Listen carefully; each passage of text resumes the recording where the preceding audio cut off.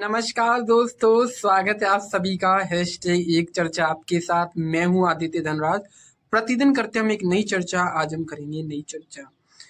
दोस्तों, स्वतंत्रता संग्राम में केवल पुरुषों ने ही अपना बलिदान नहीं दिया, बल्कि देश की आजादी में महिलाओं ने भी अपनी अभूतपूर्व भूमिका निभाई है। हम बहुत सी महिलाओं के नाम जानते हैं जिन्होंने स्वतंत्रता संग्राम में अपना अभूतपूर्व योगदान दिया है। इसी कड़ी में मैं आपको एक नाम से परिचित कराना चाहता हूं, जिसका नाम इतिहास में तो छिपा हुआ है दोस्तों, लेकिन आप उससे अनभिज्ञ हैं। जिसने अपना पूरा जीवन देश की आजादी के लिए निछावर कर दिया है, जिसने अपने अंतिम क्षणों में भी वंदे मातरम का घोष का नाम जपा और देश के लिए आजाद हो गई। जी हाँ दोस्तों, मैं बात कर रहा हूँ मातंगनी हाजरा जी की। मातंगनी हाजरा जी के विषय पर ही आज हम चर्चा करेंगे। तो देर ना करते हुए दोस्तों अपनी चर्चा को शुरू करते हैं। मातंगनी हाजरा जी का जन्म एक निर्धन परिवार में हुआ था। उनका जन्म पूर्वी बंगाल के मदनापुर जिले में होगला ग्राम में हुआ था। उनके पिताजी बहुत ही निर्धन थे, जिसके कारण उनका विवाह 12 वर्ष की अल्पायु में ही 62 वर्षीय विधवा त्रिलोचन हाजरा जी से कर दिया गया। त्रिलोचन हाजरा जी की पहली पत्नी का पुत्र उनसे बड़ा ही घृणा करता था, लेकिन मातंगनी हाजरा जी इसे अपना किस्मत समझकर इसे झेल लिया करती थी। लेकिन दुर्भाग्य ने उनका पीछा ही नहीं छोड़ा और 6 वर्ष बाद उनके पति त्रिलोचन हाजरा जी की आकस्मिक मृत्यु हो जाती है, जिसके बाद उनकी पहली पत्नी का पुत्र उनसे इतनी ज्यादा नफरत करने लग जाता है कि उन्हें घर से बाहर निकाल देता है और अपमान भरे शब्द उनसे बोलता है। इसको देखते हैं मातंगनी हाजरा जी उस घर को छोड़ देती हैं और उसी घर के निकट एक अलग झोंपड़ी डालकर रहने लगती हैं और अपनी मजदूरी कर कर अपना जीवन निर्वाह करने लगती हैं। वो सभी लोगों की, दीन दुखियों लोगों की बहुत सहायता करती थी, इसीलिए गांव वाले उन्हें माँ के समान पूजे रखते थे। वो इतनी सहायता करती थी, यदि किसी के पास गरीब बच्चे होते थे जिनके पास खाने के लिए कुछ नहीं होता, तो मातंगनी हाजरा उन्हें अपने पुत्र के समान समझती थी और उन्हें भोजन दिया करती थी। मातंगनी हाजरा गरीबों की परिस्थिति को समझती थी, क्योंकि वो भी गरीब की परिस्थितियों से निकली थी। शायद वो जानती थी कि गरीबी क्या है, क्योंकि वो उस परिवेश में पली हुई थी। 1932 में गांधी जी के नेतृत्व में स्वाधीनता संग्राम की लड़ाइयां भारत के प्रत्येक कोने में छिड़ी हुई थी। मातंगनी हाजरा जी के समय ये बहुत सारे जुलूस वंदे मातरम का घोष करते हुए प्रतिदिन जुलूस निकला करते थे।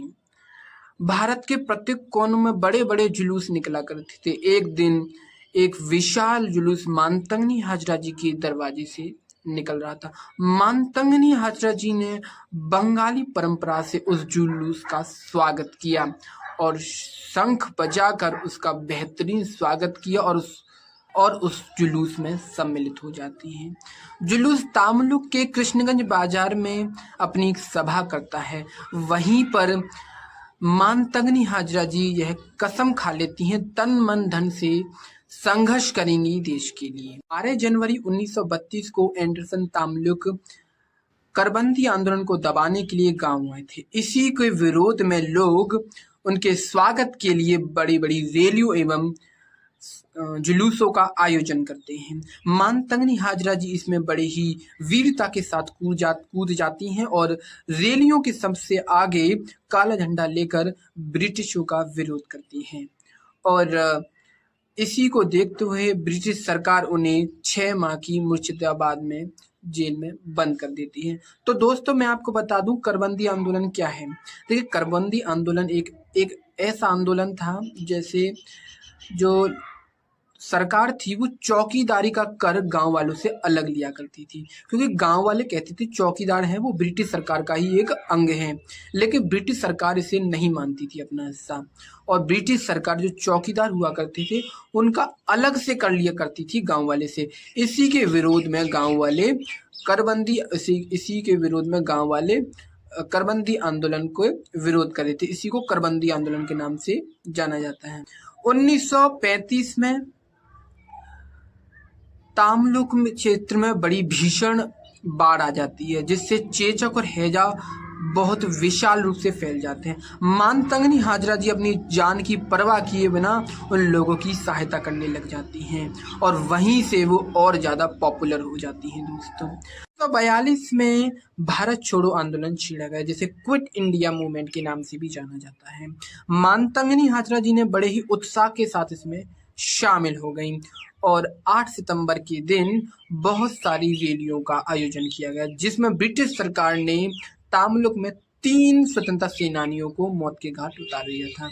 इसको देखते हुए गांव वालों ने 29 सितंबर को एक विशाल रैली निकालने का आयोजन किया। इसको देखते हुए मानतंगनी हाजरा जी गांव-गांव जाने लगी और लोगों को इस रैली से एवं इस जुलूस से जुड़ने के लिए प्रेरित किया। लगभग 5000 लोगों को मानतंगनी हाजरा जी ने इस जुलूस से जोड़ा और 29 सितंबर को एक बहुत बड़ा जुलूस सरकारी डाक बंगले पर पहुंचा, जहां पर लोगों ने बहुत ही ब्रिटिश सरकार के खिलाफ बहुत ही तेज आवाज के साथ नारे लगाए। इसको देखते हुए अंग्रेज सरकार ने गोलीबारी शुरू कर दी, लेकिन मानतंगनी हाजरा जी ने इस गोलीबारियों से भयभीत नहीं हुई। किसी एक अंग्रेज ने उनको देख लिया है कि वो जोर जोर से नारे लगा रही है और उनके बाएं हाथ में गोली मारती। उनके बाएं हाथ में तिरंगा लगा हुआ था, इसलिए तिरंगा छूटकर उनके दाएं हाथ में आ गया। पुलिस ने उनके दाएं हाथ में गोली मार दी और तुरंत ही उनके सिर में गोली मार दी और उसी समय वो देश के लिए शहीद हो गई और वो देश के लिए सदा सदा के लिए इस देश के लिए शहीद हो गई। तो आपने जाना कि मानतंगनी हाजरा जी का जीवन कितना कठिन परिस्थितियों था। उन्होंने कितनी कठिन परिस्थितियों में, वो एक निर्धन परिवार से थी, उन्होंने अपने आप को संभाला। उनके सौतेला बेटा उनसे कितना अपमान भरे शब्दों ने घर से निकाल दिया। इसी क्रम में देखते हुए 1974 में माननीय इंदिरा गांधी जी ने तामलुक में उनकी मूर्ति का अनावरण किया था और 2001 में उनके 5 रुपए में मानतंगनी हाजरा जी का चित्र के साथ एक डाक टिकट भी जारी किया गया था। तो मानतंगनी हाजरा एक बहुत ही इंस्पिरेशनल क्रांतिकारी है हम सभी के लिए। ये आज की महिलाओं के लिए बहुत ज़रूरी है। उन्होंने महिलाओं को कितना प्रभावित किया है। तो दोस्तों, ऐसे ही महान क्रांतिकारियों के बारे में जानने के लिए हमारे चैनल को सब्सक्राइब करें और मुझे कमेंट करके बताएं कि ये चर्चा आपको कैसी लगी। तब इसके साथ आपसे कल चर्चा हुई एक नए विषय में। तब तक के लिए आप सभी को नमस्कार।